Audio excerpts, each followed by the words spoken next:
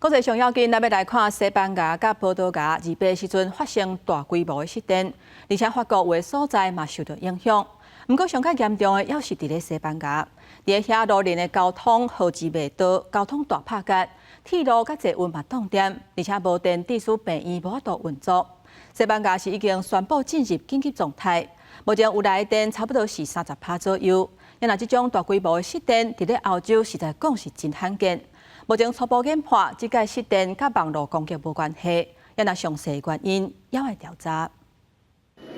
里斯本这间购物中心的电火闪闪死死，人客伫咧这种情形正歹买物件，排队等要介绍的人客拢卡掉火，无电手扶梯袂振动，才家己爬楼梯。而且暗摸摸看袂清楚，就爱正细腻。外口的情形也共混乱，正灯拢未到，开始塞车，机场航廈也暗摸摸，大家拢出来外口等，铁路职员也拢袂振动。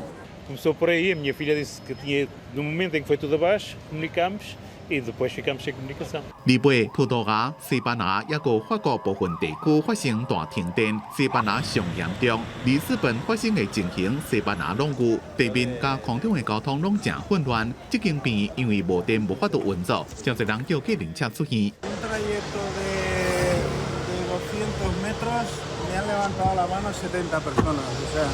这间马德里正伫咧举行的职业网球赛也受影响。So maybe I just need to not get a lot of sleep.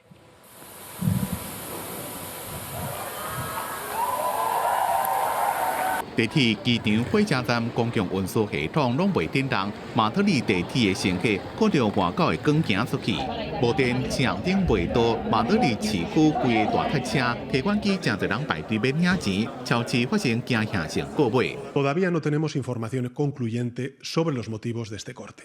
No descartamos ninguna hipótesis. 英国广播公司 BBC 报道，有一间欧洲贸易机构表示，法国甲西班牙之间的能源连接出现技术性问题。昨晚西班牙甲葡萄牙已经是暗时，有一寡所在已经有电，不过西班牙大部分的所在也拢是暗摸摸。两个国家的政府开紧急内阁会议，要赶紧找出造成停电的原因。